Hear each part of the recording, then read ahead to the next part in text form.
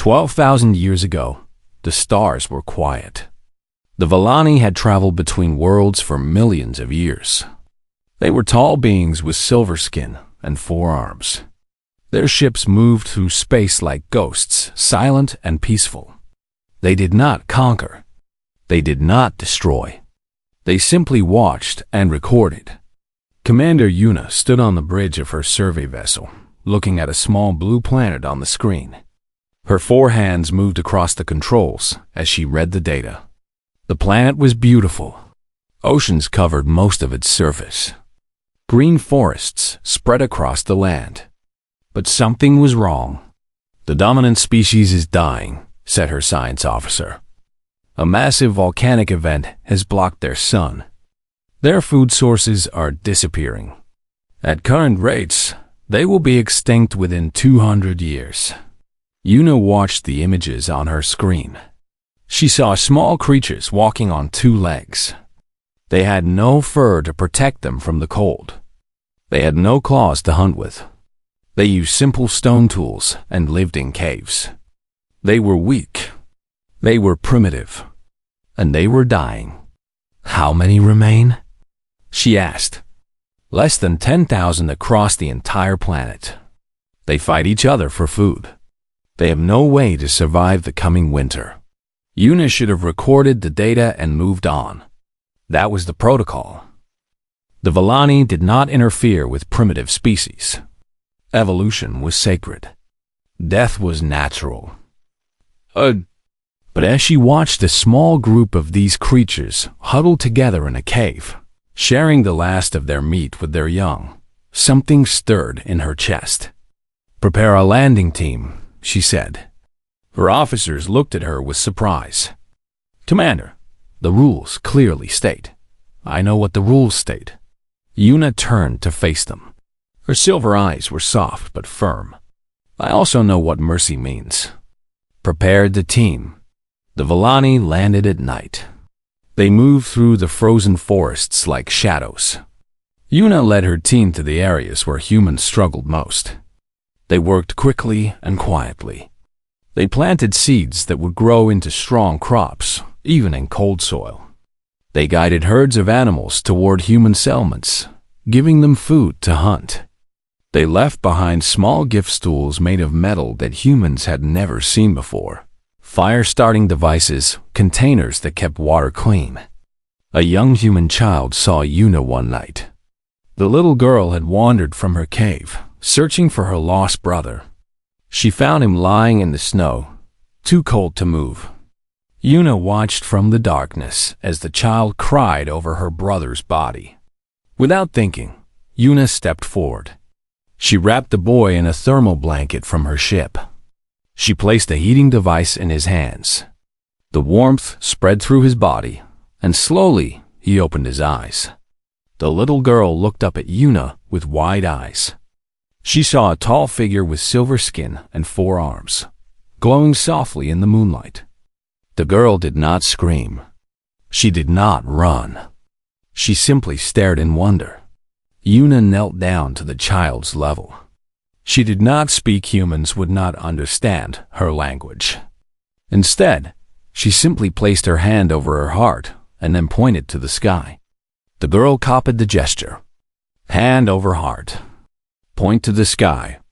Then Yuna disappeared into the darkness. The Vallani left Earth 3 days later. Yuna filed her report and marked the planet as intervention completed, survival unlikely. She did not expect humanity to live. She did not expect them to remember.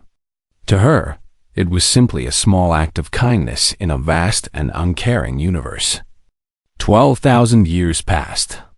The Vallani Empire grew old. Their population declined. Their technology stopped advancing. They became a quiet people on quiet worlds, waiting for the end that all civilizations eventually face. Most of them had forgotten they ever visited a small blue planet called Earth. Then the signals came. Dohan was a young ambassador, barely 200 years old. He stood before the High Council as they discussed the impossible news. A new species had achieved faster than light travel. They had burst onto the galactic stage with shocking speed. In just 300 years, they had gone from primitive rockets to ships that could cross the galaxy. They call themselves humans, Dohan reported. They come from a planet called Earth. The council members looked at each other. The name meant nothing to them. They are requesting diplomatic contact, Dohan continued. They specifically asked for us. They say they have been searching for us for a very long time. Why would they search for us? Asked the High Elder. We have never met this species. Dohan pulled up the human transmission on the main screen. It showed their language, their culture, their history. And there, in the center of their oldest records, was an image that made every Vellani in the room stop breathing. A cave painting. Ancient and faded. It showed a tall figure with silver skin and 4 arms, descending from the sky. Below it, humans knelt with their hands over their hearts, pointing upward. They remember, Dohan whispered. After 12,000 years, they remember. The council was silent for a long time. Finally, the High Elder spoke. Send Ambassador Dohan to meet them. Find out what they want. Dohan traveled to Earth's orbital station alone. His ship was old and slow compared to the human vessels that escorted him. As he docked, he felt something he had not felt in centuries. Fear. The humans were waiting for him in their diplomatic chamber. The room was decorated with Vellani symbols. The walls showed images of 4 armed figures giving gifts to primitive humans. The ceiling was painted with stars and silver ships. A woman stepped forward. She was small compared to Dawn, with black hair and sharp eyes. She bowed deeply, then placed her hand over her heart and pointed to the sky. Dohan's blood ran cold. Welcome home, Sky Ancestor, she said. We have been waiting for you. Dohan stood frozen in the human diplomatic chamber. The woman before him smiled warmly, but her eyes held something deeper. It was not hatred. It was not anger. It was something far more frightening. It was faith. My name is Ji Wu, she said. I am the Chief Ambassador of the United Earth Coalition. Please, sit. We have much to discuss. Dohan lowered himself into a chair designed for his larger body. He noticed that everything in the room had been built to accommodate Vellani proportions. The ceilings were high. The seats were wide. Even the temperature was set to match Vellani preferences. You prepared for us, he said quietly. We have been preparing for 3,000 years. Jiwoo sat across from him. When humanity first discovered ancient cave paintings showing beings from the sky, we thought they were myths, gods, imagination.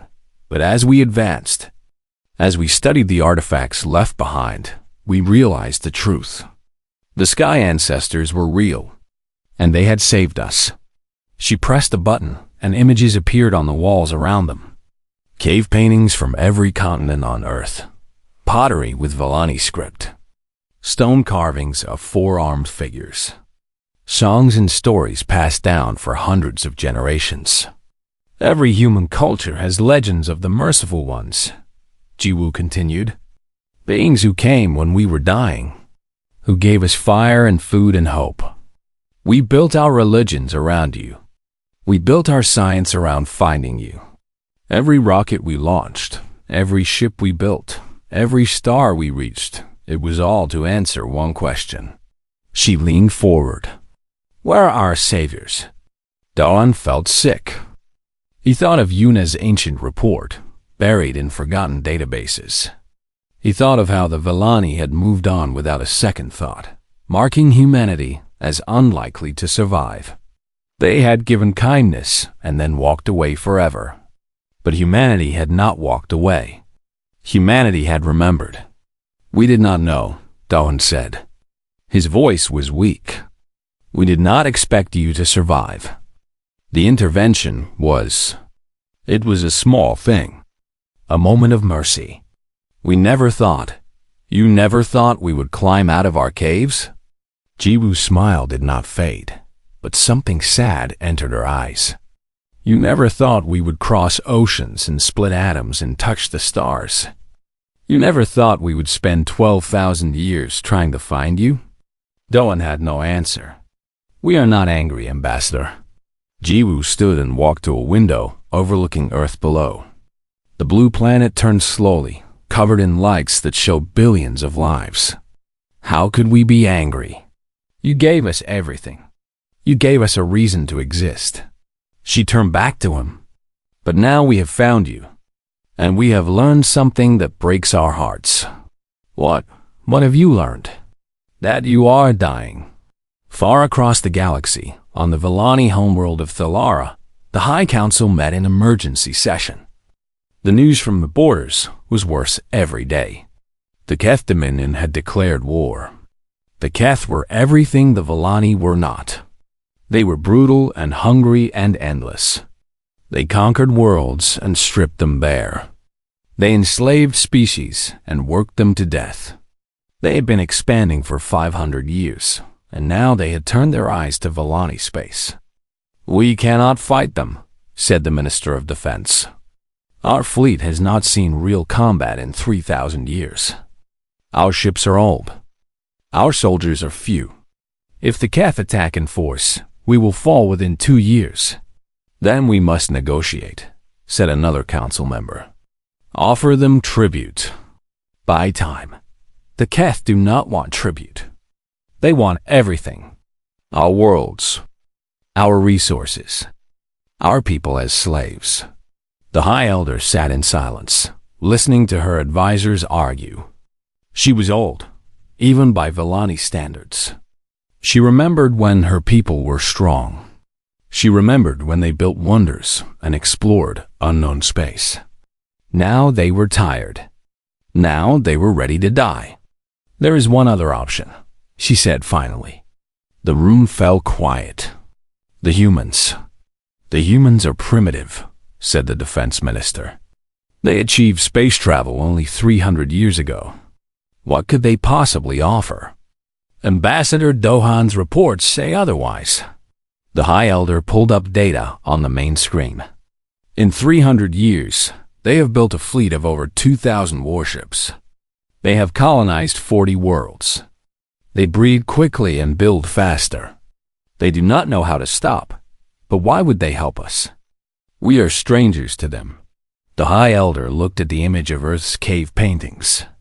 The four-armed figures. The gesture of hand over heart, pointing to the sky. We are not strangers, she said quietly. We are their gods. Back on the orbital station, Jiwoo explained everything to Doan. She told him about the Keth Dominion. She told him about the coming war. She told him that humanity had been watching, learning, preparing. We know your people are in danger, she said. We know you cannot fight alone. And what do you want in return for your help? Doan asked. Resources? Territory? Power? Jiwoo laughed softly. It was not a mocking laugh. It was the laugh of someone hearing a silly question from a child. Ambassador, you still do not understand. She sat down beside him and took his four-fingered hand in her two small ones. We do not want anything from you. We want to give something to you. What? The same thing you gave us 12,000 years ago. Her eyes were bright with tears. Mercy. Dohan stared at her. In all his years as a diplomat, he had never seen anything like this. Species fought for resources. They allied for advantage. They betrayed for power. No one simply gave. But these humans were not normal. They had built their entire civilization on a single memory, a memory of silver beings, who showed kindness when the universe was cold and dark. Why? Doan whispered. Jiwoo smiled. Because you showed us that kindness exists, even in the void between stars, even when there is no reward. You taught us that mercy is worth giving, even to strangers. She squeezed his hand. Now let us show you what humans do when someone we love is in danger. The United Earth Coalition chamber was full. Representatives from every human colony had gathered to hear Jiwoo speak. The room was tense with silence as she stood before them. For 12,000 years, we asked one question, Jiwoo said. Where are the sky ancestors? Now we know. They are on the other side of the galaxy. They are old and tired and peaceful, and they are about to be destroyed by an enemy they cannot defeat. She let the words sink in. The Keth Dominion has conquered 100 worlds. They enslave entire species. They burn planets that resist. And now they are coming for the Villani, the very people who saved us when we were nothing but dying animals in caves. A representative from Mars stood up. What are you asking of us, Ambassador? I am asking us to go to war. The chamber erupted in noise. Some shouted in agreement. Others shouted in fear. Humanity had never fought a galactic war before. They had never faced an enemy like the Keth. General Taiwan stepped forward. He was a tall man with gray hair and scars on his face from a lifetime of service. When he spoke, his voice was calm but powerful. I have studied the Keth, he said. They are strong. They are many. They have never lost a war in 300 years. He paused. But they have never fought humans. He walked to the center of the chamber. Every person in this room knows the story of the sky ancestors. We learned it as children. We built temples to them. We named our ships after their words. For 12,000 years, humanity climbed out of darkness because we believed we were meant to find them. Taiwan looked around at the faces watching him. We found them. And now they need us. This is not a choice. This is destiny. This is the reason we exist. The vote was taken. It was unanimous. Within 3 months, the first human warships crossed into Villani space. They were not elegant ships. They were built for war-heavy armor, powerful weapons, crews trained to fight to the death. Each ship carried the symbol of a four-armed figure on its hull. Dohan watched from the observation deck of the Villani capital as the human fleet arrived. 300 ships at first, then 500, then 1,000. They kept coming. How many do you have? He asked Jiwoo, who stood beside him. Enough, she said simply. The Keth had expected easy victory. Their scouts reported that the Villani had no real military. They reported that some primitive new species had sent a small fleet to help. The Keth commanders laughed. They prepared for simple conquest. They were not prepared for humans. The first battle happened at a Villani border world called Nera. The Keth sent 50 warships to take the planet. They found a human fleet of 30 ships waiting for them. Captain Yunji commanded the human flagship Guanju. She was a small woman with short hair and steady hands. Her crew loved her because she never asked them to do anything she would not do herself. Enemy fleet approaching, her tactical officer reported. 50 ships. They are larger than ours. I can count, Yunji said calmly. She opened a channel to her fleet. All ships, this is Captain Yunji. The enemy thinks we are weak. They think we are afraid. They are wrong. She stood from her chair. Today we fight for the sky ancestors. Today we repay the oldest debt in human history. Today we show the galaxy what humans do for those we love. Her crew responded with a battle cry that echoed through the ship. All ships, attack. The Keth had never seen anything like it. Human ships did not fight with careful tactics and safe distances. They charged straight into the enemy formation. They took damage that should have destroyed them and kept fighting. When their guns failed, they rammed. When their engines died, they boarded enemy ships with soldiers who fought with nothing but rifles and determination. Dohan was aboard the Guangju as an observer. He watched in horror and amazement as humans threw themselves into battle with something beyond courage. It was faith. Pure, burning faith. A Keth missile struck the Gwangju's hull. The ship shook violently. Fires broke out on 3 decks. Half the crew was injured. Damage report, Yoonji demanded. Engines at 40%. Weapons at 60%. Hull breach on decks 7 through 9. Can we still fight? Yes, Captain. Yoonji smiled. Then we fight. The battle lasted 6 hours. When it ended, the Keth fleet was destroyed. Humanity had lost 11 ships, but they had one. Dohan found Yoonji on the bridge after the battle. She was covered in blood and burns, but she was alive. He did not know what to say. Why? He finally asked. Why do you fight so hard? We are strangers to you. Your ancestors met our ancestors for a few days, 12,000 years ago. Why is that worth dying for? Yoonji looked at him for a long moment. Then she reached into her uniform and pulled out a small pendant. It showed a 4-armed figure descending from the sky. My grandmother gave this to me, she said.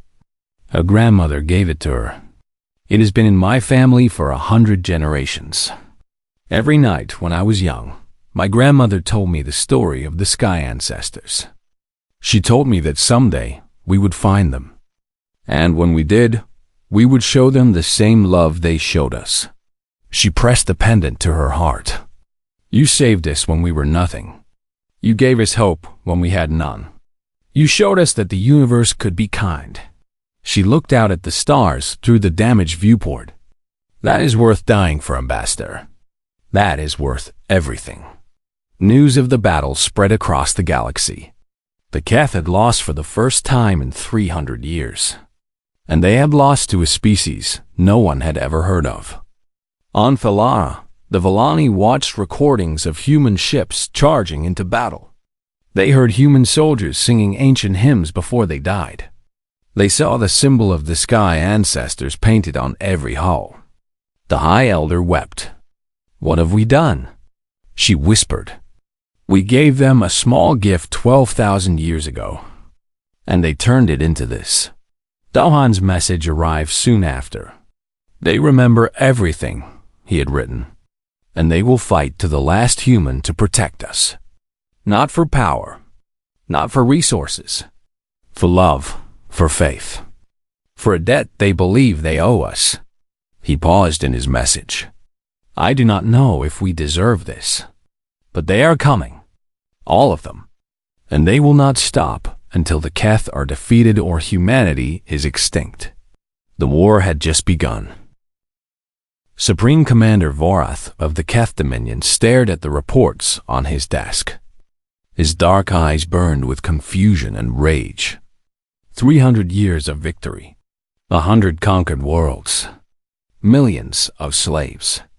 And now his armies were being pushed back by a species that should not exist. Explain this to me, he growled at his intelligence officer. These humans achieved space travel only 3 centuries ago.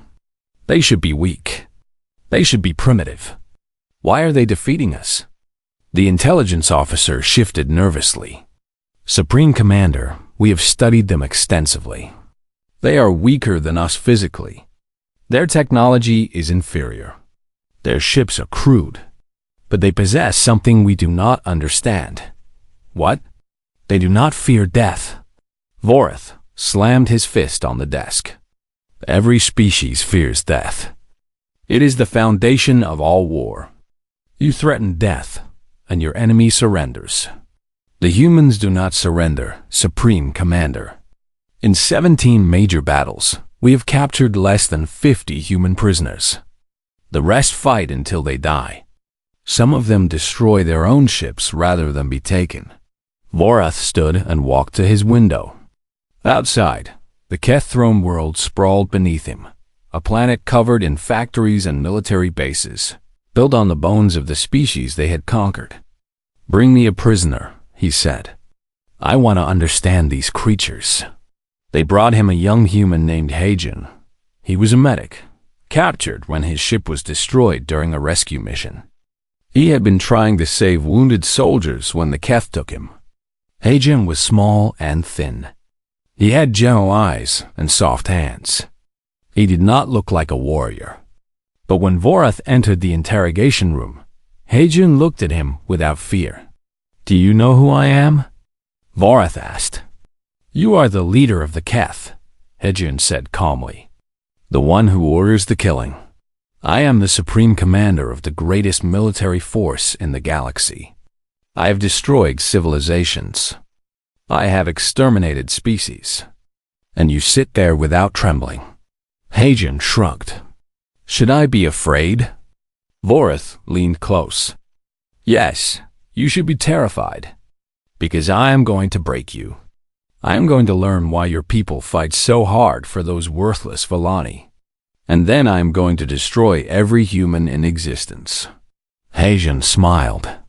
It was a small, sad smile that made Vorath uncomfortable. "You want to know why we fight?" Hejun asked. "I will tell you. It is not a secret." He sat back in his chair. 12,000 years ago, my ancestors were dying. We lived in caves. We ate roots and hunted animals with stone tools. A great disaster had covered our sun, and we were starving in the cold. We had no hope. We had no future. We were going to die. Vorath listened in silence. Then the sky ancestors came. The Villani. They did not know us. They did not owe us anything. We were just primitive animals on a dying planet. But they stopped. They helped. They gave us food and tools and warmth. They saved us from extinction. Hejun's eyes grew bright. And then they left. They never asked for anything in return. They never came back to check on us. They simply showed us mercy and walked away. They forgot about us completely. "So?" Vorath said. "That was thousands of years ago. Why does it matter now?" "Because we never forgot." Hejun's voice was firm. "We built our entire civilization on the memory of that kindness. Every temple we raised, every song we sang, every story we told our children, all of it was about the sky ancestors. The beings who proved that the universe was not cold and empty and cruel. The beings who showed us that mercy exists." He leaned forward. "You ask why we fight so hard? Because the Villani gave us hope when we had nothing. They gave us a reason to live. They gave us faith in something greater than survival. And now they are in danger. Now they need us." Hejun stood up, even though his hands were bound. "We will die for them, Supreme Commander. Every single one of us. Not because we have to. Not because they asked. But because 12,000 years ago, strangers from the stars looked at our ancestors and decided to be kind." His voice dropped to a whisper. "That is the most precious gift in the universe. And we will repay it with everything we have." Vorath stared at the young human for a long time. He had conquered dozens of species. He understood fear. He understood greed. He understood ambition. But this was something he had never seen before. "You are insane," he said finally. "All of you. You are throwing away your lives for a memory." "No," Hejun said. "We are giving our lives for a truth. The truth that kindness matters. The truth that mercy has power. The truth that small acts of love can echo through eternity." He smiled again. "You will never defeat us, Supreme Commander. Because you cannot kill what we believe. Even if you destroy every human, the idea will survive. Somewhere, someday, another species will learn what the Villani did for us. And they will understand. And they will believe." Vorath turned and walked out of the room. He gave orders for the prisoner to be treated well. Not out of kindness, he did not understand kindness, but out of a strange respect for an enemy he could not break. Far away, on the refugee ships fleeing toward Thalara, the Villani gathered to watch recordings of human battles. They saw soldiers singing before they died. They heard messages of love transmitted to families who would never see them again. They witnessed sacrifice beyond anything they had ever known. Dohan sat alone in his quarters aboard the human flagship. He had been with the humans for months now. He had watched them fight. He had watched them die. And he had watched them smile even as death came for them. The door opened. Jiwoo entered quietly and sat beside him. "You look troubled, Ambassador," she said. "I am trying to understand." Dawan's voice was heavy. "My people saved your ancestors as a small kindness. We did not think about it. We did not plan it. And now your species is dying by the thousands to protect us. Does that bother you?" "It terrifies me." He looked at her. "We gave you a minor gift, and you made it the center of your existence. We forgot about you, and you built temples to us. Is that beautiful, or is it tragedy?" Jiwoo thought for a moment. "Perhaps it is both," she said. "Perhaps all great things are." She took his hand. "You gave us hope, Dohan, real hope. The kind that survives anything. The kind that builds civilizations and crosses stars.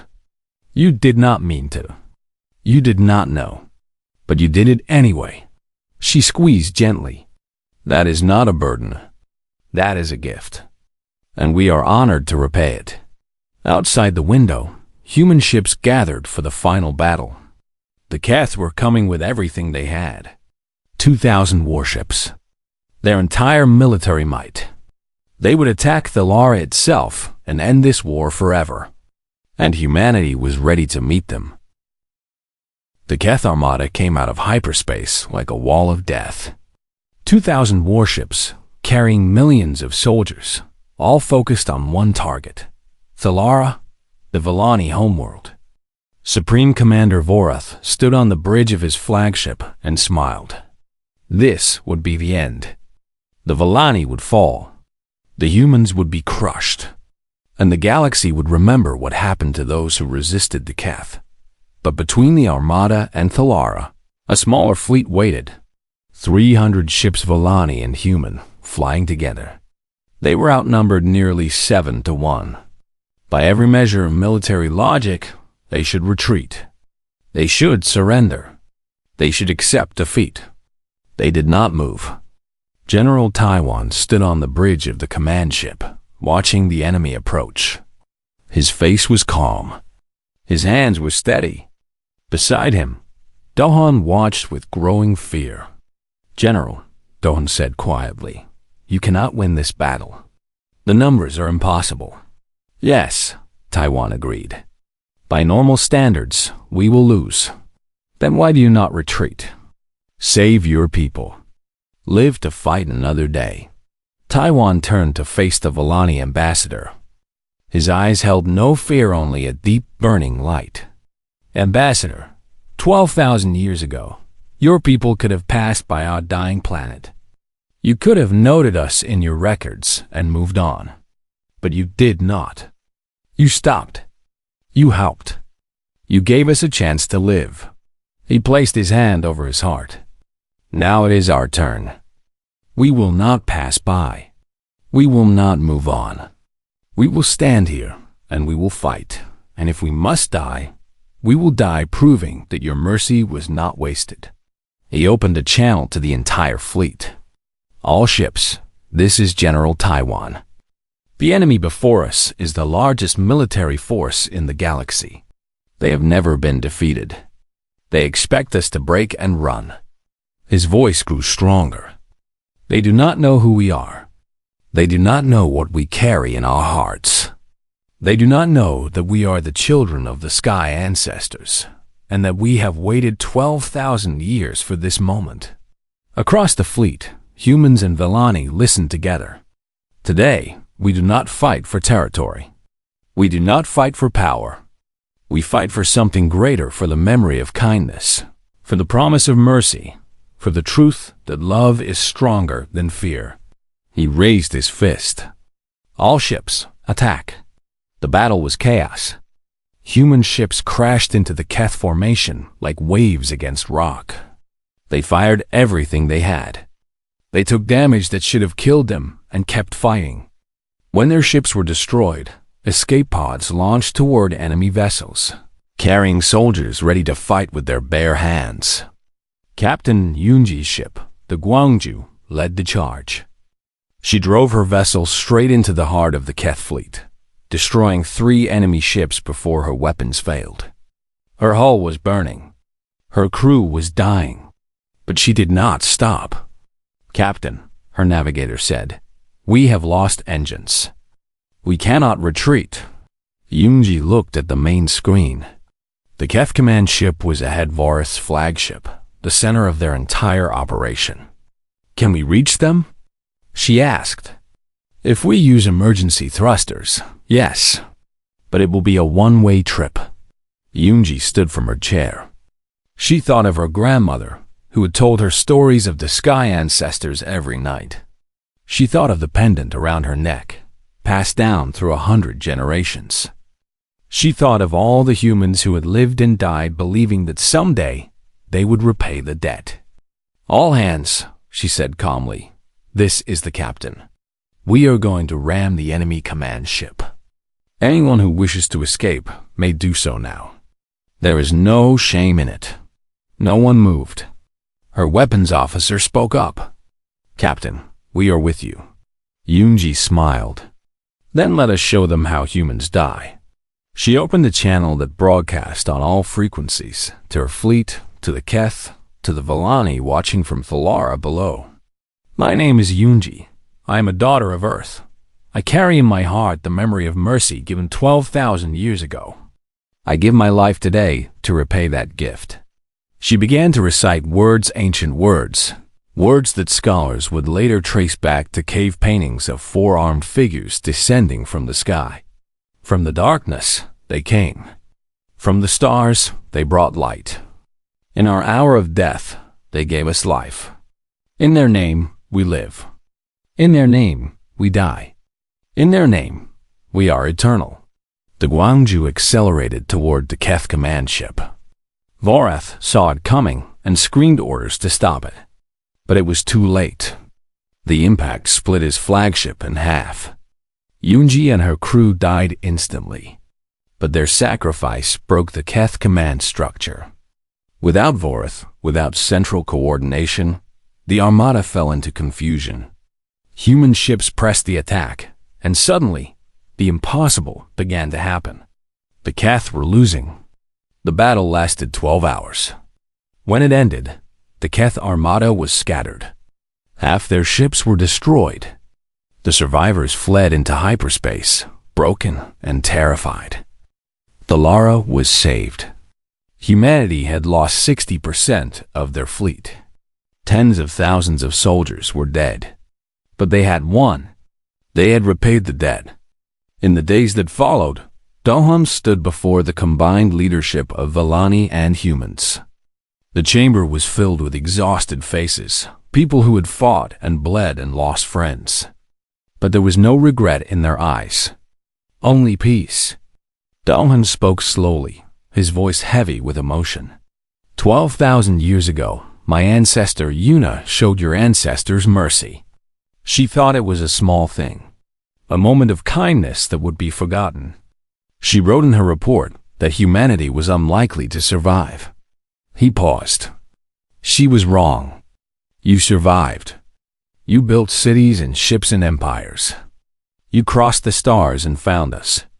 And when we needed you, when we had forgotten ourselves, you came. He looked at Jiwu, who stood among the human delegates. You gave us the greatest gift any species has ever given another. You showed us that kindness echoes through eternity. You showed us that mercy, once given, can return 1,000-fold. You showed us that love is not weakness. It is the strongest force in the universe. Jiwu stepped forward. Her eyes were bright with tears, but her voice was steady. You gave us a myth to believe in, she said. We just decided to make it true. 1,000 years later, the Vallani-Human Alliance ruled the galaxy in peace. On both Earth and Thalara, children learned the same story. They learned about a time when humanity was dying, when strangers from the stars showed mercy, when a small act of kindness created a civilization. They learned about the war against the Keth, They learned about the soldiers who sang hymns before battle. They learned about Captain Yunji and her final words, now carved in stone on 100 worlds. And they learned the lesson that the galaxy would never forget. Be careful who you show mercy to. They might just spend 12,000 years waiting to return the favor. In the great temple on Thalara, a statue stood at the center of the main hall. It showed two figures, one Vellani with 4 arms, one human with 2 standing together, hands linked, faces turned toward the stars. Below the statue, words were carved in both languages. From mercy, hope. From hope, faith. From faith, love. From love, eternity. And every year, on the anniversary of the battle, humans and Vellani gathered together. They placed their hands over their hearts. They pointed to the sky. And they remembered.